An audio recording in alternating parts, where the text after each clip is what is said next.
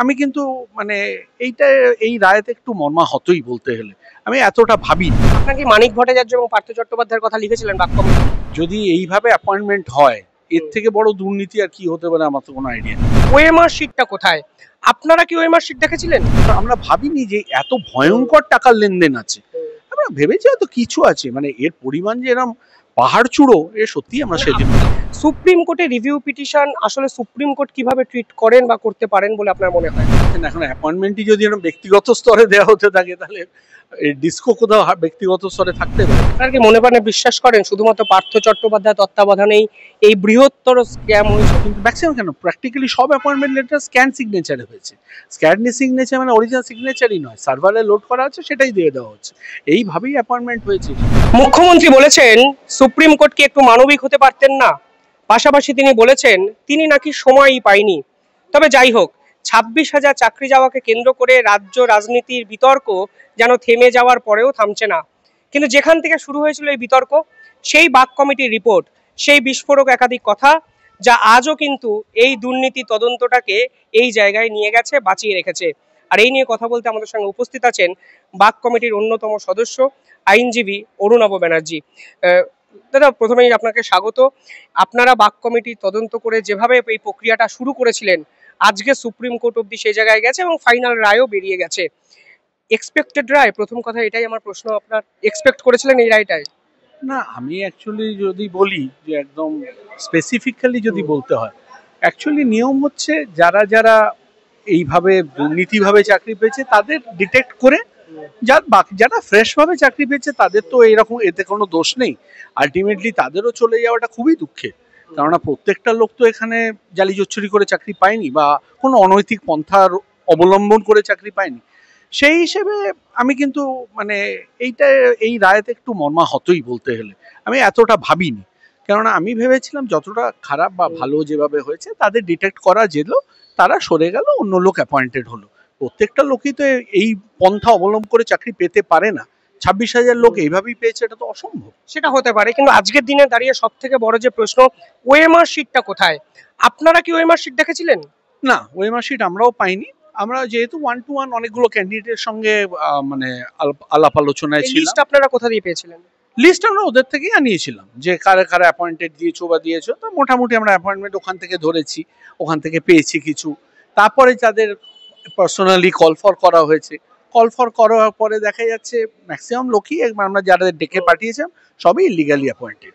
এটা সত্যি মানে দুর্ভাগ্যজনক যে ম্যাক্সিমাম লোক যারা সরকারি কাজ করছেন, ম্যাক্সিমাম লোকই ইলিগালি অ্যাপয়েন্টেড, যারা আমরা অন্তত যাদের পেয়েছি। কিন্তু আমি স্টিল স্ট্যান্ড করি যে সমস্ত লোক তো ইলিগালি অ্যাপয়েন্টেড হতে পারে না, কিন্তু এটা সত্যি না, আজকের দিনে দাঁড়িয়েও সেই ব্যক্তিদের একটা ভূমিকা আছে। আমি একটা রিপোর্ট দেখছিলাম যে তারাও রাস্তায় নামতে চাইছেন এবং তারা বলেছেন সিবিআই নাকি ওএমআর শিট ম্যানিপুলেট করে দিয়েছে, এই ধরনের একটা অভিযোগ। আপনারা কিভাবে দেখেন এই সকল অভিযোগগুলোকে? এগুলো তো অবাস্তব। মানে আলটিমেটলি যেখানে গভর্নমেন্ট নিজেই মেনে নিচ্ছে 6,500 ক্যান্ডিডেট তারা মানে দুর্নীতি করেই অ্যাপয়েন্টেড হয়েছে, এখানে কিন্তু আর কিন্তু সেই পরিস্থিতি নেই বলার মতো যে না এরা প্রুভ নয়, এটা দেখা যায়নি। এই যে আপনি বলে সিবিআই এই করেছে, আর অলরেডি সেখানে সুপ্রিম কোর্ট থেকে টেন্টেড বলে তাকে ক্লেম ঘোষণা করা হয়েছে।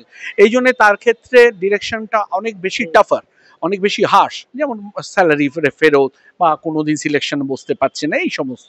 কিন্তু সবার ক্ষেত্রেও তা নয়। কিন্তু সেখানে এখন নতুন করে এসব কথা বলে তো কোনো লাভ নেই। আমরা তো দেখেছি ইলিগালি অ্যাপয়েন্টমেন্ট হয়েছে, তারা বলছে কাঁদছি, কারা আবার ওখানেও আমাদের আমরা যখন তাদের ধরতে পারছি তারাও বাইরে গিয়ে কাঁদছে। কিন্তু এটা তো কোনো মানে আপনাদের সামনে কান্নাকাটি করেছে, সামনেও কান্নাকাটি করে তারা কি বলছিল কিভাবে চাকরি পেয়েছে? ওই কি একটা ফোন কল এলো, একটা SMS এলো, তাতে আমার চাকরি হয়ে গেল।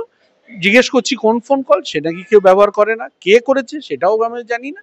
আমরা গেলাম ওই ওখানে একটা নতুন বিল্ডিং আছে যেটা মানে জাস্ট আনন্দ লোকে পেয়েছে, ওখান থেকে আমাদের অ্যাপয়েন্টমেন্ট লেটার দিয়ে দিল। অ্যাবসলিউটলি তো ইম্পসিবল। মানে আপনাদের সামনে কি কেউ টাকা পয়সা লেনদেন সংক্রান্ত কিছু কথা বলেছে? আমাদের টাকা নিয়ে কেউই বলেনি, সবাই নাকি এই রুটটাই নিয়েছে, একটা অ্যাপ্লিকেশন আর কান্না, এই দুটোই। আমি কাঁদলাম আর সরকারি চাকরি পেয়ে গেলাম, এই বিষয়টা তো অনেকে বিশ্বাসই করবে না। সত্যি বাক কমিটির সামনে এরকম লোকজন বলেছে? এই কথাই বলেছে, আমরা তাদের রিপোর্ট ইন্ডিকেটও করেছি। আর আমি বলছি কেন না এই কারণে, কারণ ওদের মানে প্রত্যেকটা ক্যান্ডিডেটকে তাহলে বলতে হয় আমি কি মোডাস অপারেন্ডি দিয়েছি অ্যাপয়েন্টমেন্টে। এই দুটো একটু সিম্প্যাথেটিক মোড, আমার রেজাল্ট ভালো হয়েছিল, আমি একটা অ্যাপ্লিকেশন করলাম, তাতে আমার নম্বর এবার নম্বর যে বেড়ে গেল সেটাও কেউ বলছে না। আমরা কেউ নম্বর জানি না, প্রথমেও জানি না পরেও জানি না, কান্নাকাটি তো একটা মোড আছেই, আর সেটা আমাদের কাছেও কাঁদছিল, এই আমরা তো দেখলাম। কিন্তু তার জন্য তো অ্যাপয়েন্টমেন্ট হতে পারে না, সিম্প্যাথি হতে পারে। যখন এই দুর্নীতির কথা সামনে আসে, পার্থ চট্টোপাধ্যায় আরো একটি কমিটি করেছিলেন, সেই কমিটির কাজ হলো দুর্নীতিটা কিভাবে হয়েছে বাছাই করা এবং এই পুরো বিষয়টার ইন্টারোগেট করা, ইনভেস্টিগেশন করা। সেই কমিটি সম্পর্কে আপনার কি মত? ওইটা একটা সাবসিকুয়েন্টলি একটা হাই পাওয়ার কমিটি হলো। এই কমিটি অ্যাকচুয়ালি হলো যখন প্যানেলের লাইফই নেই, সেই প্যানেলের লাইফ যখন নেই সেই সময় কমিটি হয়ে সাবসিকুয়েন্টলি কোভিড টাইমে 19-20 মার্চ নাগাদ সমস্ত অ্যাপয়েন্টমেন্ট দেওয়া হয়েছিল, যখন একটা প্রাইমা ফেসি একটা লকডাউন ফ্রেজ সবে সবে শুরু হচ্ছে, সেই সময় সমস্ত লোককে অ্যাপয়েন্টমেন্ট দিয়ে দেওয়া হয়। এগুলো করাই হয়েছিল, মানে আমরা অলরেডি হোল্ড করেছিলাম যে অ্যাবসলিউটলি ইলিগাল, এরকম কোনো কমিটি হতেই পারে না। আবার that to after expiry of the panel, কি বেসিসে হলো কিভাবে হলো কেউ জানি না। এবং রুলস অফ বিজনেস বলছে কিছু সময় যে এই কমিটি করা গুলো একমাত্র আপনার হায়েস্ট অ্যাডভাইসারি ছাড়া কেউ করতে পারে না। অ্যাডভাইসারি বলতে রুলস কি বলছে? তো সেই সময় যে ডিপার্টমেন্টের যে মন্ত্রী, মানে পার্থ চট্টোপাধ্যায়, ওনার সিগনেটারিতেই হয়েছে। আপনাদের যে বাক কমিটির রিপোর্ট আছে, আপনারা কিছু জনের নাম উল্লেখ করেছেন এই রিপোর্টে, অনেকে প্রকাশ্যে চলে এসেছে, নামগুলো কি আজও বলা যায়? মানে কেন আপনাদের মনে হলো এই ব্যক্তিগুলো এই পুরো বিষয়টা জড়িত আছে? না, এরা তো জড়িত আছেই, কারণ যে হাই পাওয়ার যে কমিটি যে তৈরি হয়েছে তাতে যারা যারা আছে, শান্তিপ্রসাদ সিনহা নিজেও এখন যে অলরেডি বিহাইন্ড বার, হ্যাঁ কল্যাণময়, এরা তো অলরেডি ছিলই ওইতে। আপনাকে মানিক ভট্টাচার্য এবং পার্থ চট্টোপাধ্যায়ের কথা লিখেছিলেন বাক কমিটি? না, আমরা পার্থ চট্টোপাধ্যায়ের কথা লিখেছিলাম কারণ এই কমিটিটা ফ্রেম আপ করেছিলেন বলে, যে উনি এই কমিটিটা ফ্রেম আপ করতেই পারেন না, ওনার এখতিয়ারের বাইরে। এটা আমরা অলরেডি নোট করেইছিলাম, ওখানে দিয়েছি। তার মানে যে কমিটির দায় ছিল দুর্নীতি তদন্ত করা, সেই কমিটি অনেক বেশি দুর্নীতিগ্রস্ত কমিটি বলে আপনাদের মনে হলো? যদি এইভাবে অ্যাপয়েন্টমেন্ট হয়, এর থেকে বড় দুর্নীতি আর কি হতে পারে আমার তো কোনো আইডিয়া নেই। শুধু তাই নয়, সবসময় বলা হচ্ছে কাঁচি অ্যাপয়েন্টমেন্ট পাচ্ছি, কাঁচি অ্যাপয়েন্টমেন্ট। কান্নার যে এত জোর সেই দিনই আমরা জেনেছিলাম সত্যি। আর সত্যি বলতে আমি আজকে বলছি আপনার শুভবাবু, কারণ আমি যখন আমরা ভাবিনি যে এত ভয়ঙ্কর টাকার লেনদেন আছে, আমরা ভেবেছি হয়তো কিছু আছে, মানে এর পরিমাণ যে এরকম পাহাড় চূড়ো, এ সত্যি আমরা সেদিনও। আপনারা কতজনের সাথে কথা বলেছিলেন এবং আজকের দিনে দাঁড়িয়ে সিবিআই বলছে 5,000, 6,500 এরকম কিছু একটা ফিগার তারা বলছেন, এখনো সঠিক ফিগারটা আমরা জানতে পারছি না। না, আপনি দেখুন, আমরা যখন কথা বলি বা ইয়ে করে, আমরা তো অলরেডি 1100 মতো ডিটেক্ট করেই দিয়েছিলাম, তো আমাদের রিপোর্টে তো অলরেডি 1100 আমরা ডিটেক্ট করেই দিয়েছিলাম, বাই নেমই বলেছিলাম। সাবসিকুয়েন্টলি সিবিআই তো আর কিছু অ্যাডিশনাল হয়েছে, আরো নিশ্চয়ই অবশ্যই আছে, সেই জন্যই এই সমস্ত লোককে তার দায়বদ্ধতা নিতে হচ্ছে। কিন্তু সবাই তো নয়, সবাই তো অনৈতিক নয়, এটুকু। আর এর মধ্যে 10টা লোকও তো সুস্থ, সবাই তো অনৈতিক হতে পারে না। আপনারা কি মনে প্রাণে বিশ্বাস করেন ওএমআর শিট এখনো আছে, কিংবা ওএমআর শিটের যে স্ক্যান্ড কপি, যেটা নিয়মই হলো 20 বছর সংরক্ষণ আপনাকে করতে হবে, সেই কপি এসএসসি পর্ষদের কাছে আছে? আপনি যদি দেখেন তো 6,500ই বা এলো কোথার থেকে, এইটাই বা এলো কোথার থেকে? এটাও তো আকাশ থেকে পড়তে পারে না, এটাও তো কোনো একটা ভ্যালিড ডকুমেন্ট আছে, তার পেছনে এটা আছে। তো বাকিটা যদি আপনি না বলেন, রিপিটেডলি ডিভিশন বেঞ্চ বলছে, রিপিটেডলি সুপ্রিম কোর্ট বলছে, সো তারপরে তো একটা আপনি বিশ্বাস করে 6,500 যদি পাওয়া যায়, 26,000ই পাওয়া যাবে পুরোটা। তো 6,500 টাকা এলো কোথার থেকে? এই মানে আপনার 6,500টাই বা এলো কোথার থেকে? এটা তো আসছে, মানে যদি ভুল হয় ঠিক হয়, ওএমআর থাক না থাক, ইললিগাল অ্যাপয়েন্টমেন্ট যে হয়েছে 6,500 ডিটেক্টেড, আর তারও তো টেন্টেড হিসেবে অলরেডি খুব মানে declared by the supreme court, তাহলে বাকিরা হবে না কেন? এখন সেই ফিগারটা কত আমরা জানি না, এই জন্য হয়তো সমস্যা হচ্ছে। আপনি নিজেও একজন আইনজীবী, প্রতিষ্ঠিত আইনজীবী, রিভিউ পিটিশন নিয়ে সাধারণ মানুষের মনে অসংখ্য প্রশ্ন। সুপ্রিম কোর্টে রিভিউ পিটিশন আসলে সুপ্রিম কোর্ট কিভাবে ট্রিট করেন বা করতে পারেন বলে আপনার মনে হয়? সাধারণত রিভিউ পিটিশন সুপ্রিম কোর্টে এন্টারটেন হয় না সাধারণত, কিন্তু এখানে যেহেতু অনেক বড় পরিবার, শুধু তো 26,000 দেখলে তো হবে না, এর পেছনে অনেক পরিবার থাকে। আমাদের মধ্যবিত্ত পরিবারে একজনই মোটামুটি রোজগেরে, তার সন্তান, স্ত্রী, মা বাবা, তারা তো থাকেই। তো সেই হিসেবে যদি একটা সঠিক সংখ্যায় আসা যায়, হয়তো তাদের ডিটেক্ট করে বাদ দিয়ে হয়তো এদেরকে সুস্থ করা যেতে পারে। এখন এটাই আমাদের বলতে পারেন একটা সিলভার লাইনিং, এইভাবে আমি যদি দেখি। এতদিন পরে যদি হঠাৎ করে ওএমআর শিট তারা খুঁজে পান এবং সুপ্রিম কোর্টে রিভিউ পিটিশন অবধি চলে যায়, এই প্রশ্নটা কি সুপ্রিম কোর্ট করতে পারেন যে আপনি সিঙ্গেল বেঞ্চে দিলেন না, ডিভিশন বেঞ্চে দিলেন না, সুপ্রিম কোর্টে দিলেন না, দিনের পর দিন আর্গুমেন্ট করলেন, 2-2.5 বছরের আর্গুমেন্ট হয়েছে এটা। হঠাৎ করে কোথা দিয়ে আপনি ওএমআর শিট নিয়ে এলেন? এখন ব্যাপার হচ্ছে, বলেছে পাওয়া যাচ্ছে না, এই অবধি তো পাওয়া গেছিল, হয়তো আমরা বাকিটা পেলাম। এবং এটা অর্ডারে স্টেটমেন্ট দেওয়া আছে এবং বিচারপতিরা অর্ডারে লিখেছেন, এসএসসির ভার্সন দিয়েছেন। হঠাৎ করে যদি পাওয়া যায়, এসএসসি কি বড় আইনত যুদ্ধঝামেলায় পড়তে পারে? এখন এটা তার পরের স্টেজ, আগে ওই অবধি পাওয়া যাচ্ছে কিনা আমাদের দেখতে হবে। যদি পাওয়া যায় অন্তত মানে অনেকগুলো পরিবার বেঁচে যায়। আপনি বিশ্বাস করেন আছে পাওয়া যেতে পারে? দেখুন, আপনি অতটা পেয়েছেন মানে নিশ্চয়ই পরেরটাও পাবেন, এটুকু আমার তো নিজস্ব, যদি আমি নিজের পার্সোনাল ওপিনিয়ন বলি অবভিয়াসলি আমি এটা ধরবো। তা আপনি ওটাই বা পেলেন কোথা থেকে? এখানে একটা হার্ড ডিস্কের প্রসঙ্গ আসে, সিবিআই 2টো হার্ড ডিস্ক উদ্ধার করেছিল, সেখান থেকে সবটা পাওয়া যায়নি। আপনার কি মনে হয় যে পর্ষদের অফিস, সিবিআই তদন্ত করেছে, সিবিআই খোঁজ করেছে বহু ক্ষেত্রে, কোথাও পাওয়া যায়নি, কোথা থেকে ওএমআর শিটগুলো পাওয়া যেতে পারে আপনার মনে হচ্ছে? কারণ পর্ষদের অফিস যদি সিবিআই তল্লাশি করে, সেখান থেকে যদি না পাওয়া যায়, আর কি এমন ব্যক্তিগত সম্পত্তি তো হতে পারে না যে আমি আমার ঘরে লুকিয়ে রাখলাম? এখন বোঝা যাচ্ছে না, এখন অ্যাপয়েন্টমেন্টই যদি এরকম ব্যক্তিগত স্তরে দেওয়া হতে থাকে, তাহলে ডিস্কো কোথাও ব্যক্তিগত স্তরে থাকতে পারে। কেননা আপনি একটা জিনিস দেখুন, মানে যেভাবে অ্যাপয়েন্টমেন্ট নেওয়া হচ্ছে বা অ্যাপয়েন্টমেন্ট মোডাস অপারেন্ডিটা কিন্তু একই, যেভাবে দেওয়া হচ্ছে, এই বলছে একটা অ্যাপ্লিকেশন করলাম, সই কার করা ছিল অ্যাপয়েন্টমেন্ট? এইটাও খুব স্ট্রেঞ্জ, কারণ ম্যাক্সিমাম অ্যাপয়েন্টমেন্ট লেটার্স, কিন্তু ম্যাক্সিমাম কেন, প্র্যাকটিক্যালি সব অ্যাপয়েন্টমেন্ট লেটার স্ক্যান সিগনেচারে হয়েছে। স্ক্যান সিগনেচার মানে অরিজিনাল সিগনেচারই নয়, সার্ভারে লোড করা আছে সেটাই দিয়ে দেওয়া হচ্ছে, এইভাবেই অ্যাপয়েন্টমেন্ট হয়েছে। সেই জন্যই এই দুর্নীতি করতে সুবিধে হয়েছে। যে সইগুলো করা হয়েছে সেটাও তো আইনত অবৈধ, তাহলে সেটাও অবৈধ। স্ক্যান সিগনেচারে এইভাবে এত বড় অ্যাপয়েন্টমেন্ট বা এতগুলো অ্যাপয়েন্টমেন্ট এরভাবে দেওয়া হতে পারে না। কে বলছে আমার হাতে ব্যথা করে সেই জন্য স্ক্যান সিগনেচার করুক, এগুলো তো কোনো যুক্তি হতে পারে না। আমি একটা প্রশ্ন করতে ইচ্ছা করছে, একটু বোকা বোকা শুনতে লাগলো, যদি অ্যাপয়েন্টমেন্ট লেটারগুলো দেখা হয় আজকের দিনে দাঁড়িয়ে, তাহলে কি আপনার মনে হয় 26,000 অ্যাপয়েন্টমেন্ট লেটারই স্ক্যান সিগনেচারে চলে গেছে, নালে কিছু সংখ্যক? অ্যাকচুয়ালি 2018 সালে স্ক্যান সিগনেচারটা ইন্ট্রোডিউস করা হয়েছে। এবার স্ক্যান সিগনেচার ইন্ট্রোডিউস করার মোডাস অপারেন্ডি এটা, যেটা আমি আগামী দিনে তাহলে এটাকে করতে পারি। কারণ আপনাকে যদি বলি, আমরা যখন ইনভেস্টিগেশন করছি তখনই আমরা দেখেছি যে এই ভ্যালিডিটি অফ দ্য প্যানেলের সময় অনেক ইলিগালিটি হয়েছে। আমরা ইন্ডিকেটও করেছিলাম আমাদের রিপোর্টে, যেহেতু আমাদের ইনভেস্টিগেশনটা after expiry of the panel ছিল, আমরা এর বাইরে আর যেতে পারি, কিন্তু অ্যাকচুয়ালি আমরা যে এখানে ইলিগালিটি হয়েছে সেটা আমরা ইয়েতেও ইন্ডিকেট করেছি। মানে এই অযোগ্যদের নিয়োগ করার জন্য সরকার স্ক্যান সিগনেচার বাজারে আনলো 2018 সালে, এটা আপনারা বুঝতে পারলেন? এটা বুঝতে পারলাম, এটা আমরা রেকর্ডও করেছি।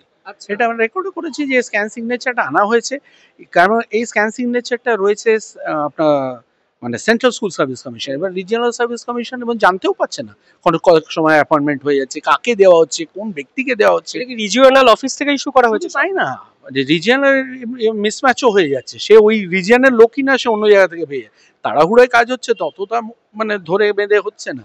কিন্তু এই পুরো সময়টা কোভিড পিরিয়ড ছিল, সেইটা আপনারা কি বুঝেছেন? পুরোটাই তো কোভিড, সরকারি অফিস শেয়ারতে বন্ধ, সময় তো দিতে সুবিধা হয়েছে। কোভিডের সময় চাকরি ডিস্ট্রিবিউটেড হয়েছে, সমস্ত জায়গায় দেওয়া হয়েছে। সেই মানে মোটামুটি আমরা যেটা মনে হয় 19, 20, 21 মার্চ এরকম একটা সময় হবে আমার যা মনে পড়ছে, ওই 2020-তে সমস্ত অ্যাপয়েন্টমেন্ট ডিস্ট্রিবিউট করে দেওয়া হয়েছে। আপনারা কি মনে প্রাণে বিশ্বাস করেন শুধুমাত্র পার্থ চট্টোপাধ্যায় তত্ত্বাবধানেই এই বৃহত্তর স্ক্যাম হয়েছে? না, অ্যাকচুয়ালি আমরা যখন মানে এই প্রিন্সিপাল সেক্রেটারি মনীষ জান সাহেবকে ডাকি, ওনাকে যখন মানে আমরা দেখি এই কোয়েশ্চেনে করা হয়, তখন উনি বলেন আমার তো পাওয়ার নেই, উনি করলে আমি করতে পারবো। তো 5,000 টাকা করবে। কিন্তু মুখ্যমন্ত্রী তো বলে দিয়েছেন এসএসসি একটা স্বশাসিত সংস্থা, সরকারের কোনো হস্তক্ষেপই নেই।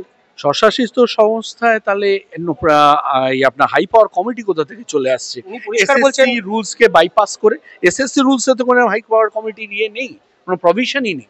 সেখানে একটা হাই পাওয়ার কমিটি করে আলটিমেটলি অ্যাপয়েন্টমেন্ট দেওয়া হচ্ছে, কিন্তু বিয়ন্ড জুরিসডিকশন। মুখ্যমন্ত্রী বলছেন অটোনোমাস একটা বডি, পরিষ্কার বলছেন, বারবার বলছেন এসএসসির কাজে আমরা হস্তক্ষেপই করতে পারি না।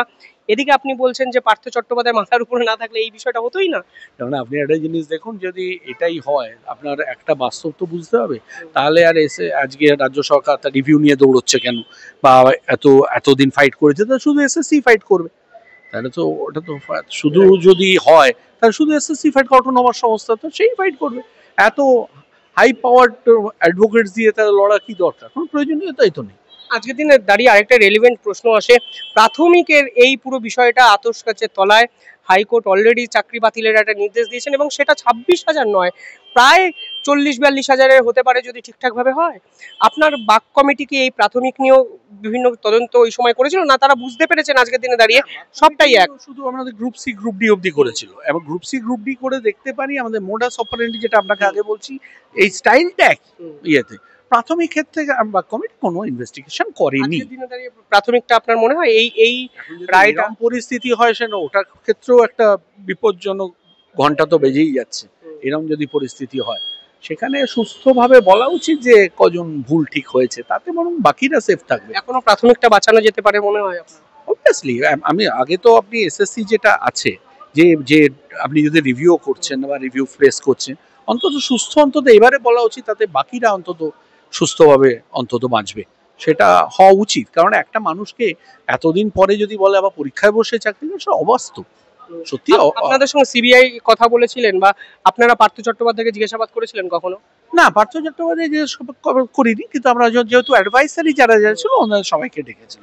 অ্যাডভাইসারি যে কমিটি হয়েছিল ও তো under signatory of Partha Chattopadhyay. Partha Chattopadhyay নিজে তো অ্যাডভাইসারি কমিটিতে নেই, কিন্তু বাকি যারা মেম্বার তারা এসেছিলেন। তাদের কি সকলেরই মত, যদি উপর থেকে যদি না নির্দেশ আসে তারা করতে পারত? তো ওইভাবেই তো কমিটি ফ্রেমড আপ, কমিটি তো ওইভাবেই ফ্রেমড আপ যে এই কাজগুলো করো, তো আর কি করবে, সে তো মেনেই নিচ্ছে। এবং ওই যে কমিটিটা পার্টিকুলার ইলিগাল, সেটা আমরা নোট ডাউনও করেছি, আমরা জিরো ডাউনও করেছি ওটা, যে এটা থাকতে পারে না, এটা হতেই পারে না। অবশ্যই প্রথম থেকে ইল্লিগালিটি মেনটেন করা হয়েছে, অনৈতিক অবৈধ, আইন মেনে কাজ হয়নি।